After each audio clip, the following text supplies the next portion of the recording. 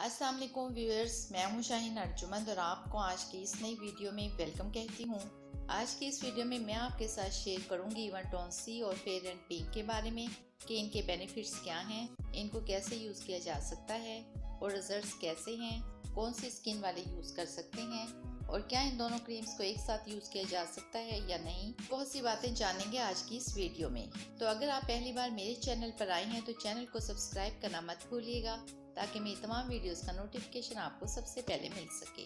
तो सबसे पहले ये जो इवनटॉन सी क्रीम है, इसमें ग्लूटाथायोन और विटामिन सी है, लेकिन इसमें कहीं भी ये मेंशन नहीं है कि इसमें SPF है और इसी वजह से हम इस क्रीम को डे में इस्तेमाल नहीं कर सकते। और कुछ लोगों ने ये भी बताया था कमेंट्स में कि इस क्रीम को डे में यूज करने से स्किन डैमेज हुई है। सेकंड नंबर पर जो क्रीम है वो है फेयर एंड पिंक। इसमें ये लिखा हुआ है कि इसमें SPF 20 है और इस पर यह भी मेंशन है कि आप इसे दिन और रात दोनों में इस्तेमाल कर सकते हैं। एक बात तो क्लियर हो गई कि fair and pink day and night cream है और इवनटॉन सी सिर्फ नाइट क्रीम है। अब मैं आपको बताती हूँ आपने करना क्या है। तो आपने फेयर एंड पिंक दिन में इस्तेमाल करनी है, यानी सुबह लगानी है। मतलब जब आप सुबह उठें तो फेस वॉश करके फेयर एंड पिंक क्रीम को थोड़ा सा लेकर लगा लें, यानी मैक्सिमम मटर के दाने के बराबर अपनी स्किन पर लगा लेना है।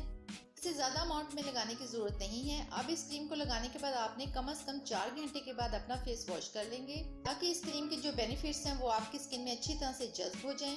नेक्स्ट रात को सोने से पहले आप रोजाना इवनटॉन सी क्रीम लगाएं। इसका लगाने का तरीका भी मैं आपको बता देती हूँ।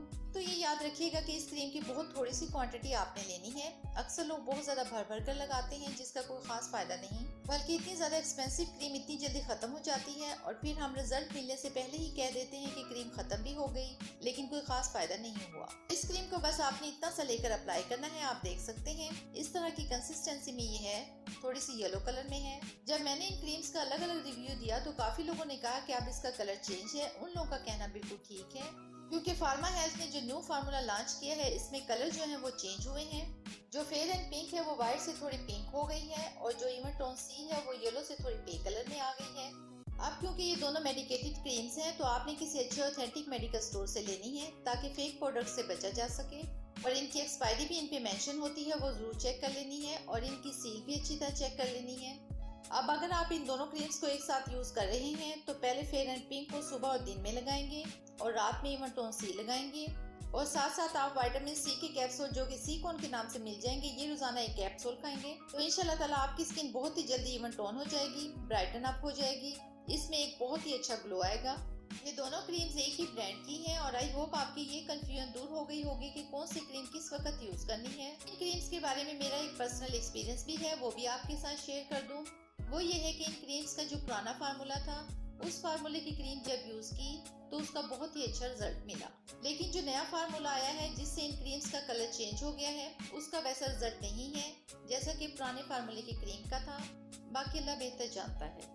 इस क्रीम के रिजल्ट्स के हवाले से जिन लोगों ने ये यूज की है, नई और पुरानी दोनों के इस्तेमाल करने वालों के व्यूज स्क्रीन पर आप देख सकते हैं। लेकिन अगर आप बहुत ही अच्छे रिजल्ट्स चाहते हैं तो कम से कम 3 माह जरूर यूज करें और फिर आप इनको एकदम नहीं छोड़ेंगे बल्कि आराम आराम से छोड़ेंगे ताकि इनका कोई भी साइड इफेक्ट आपकी स्किन पे ना हो।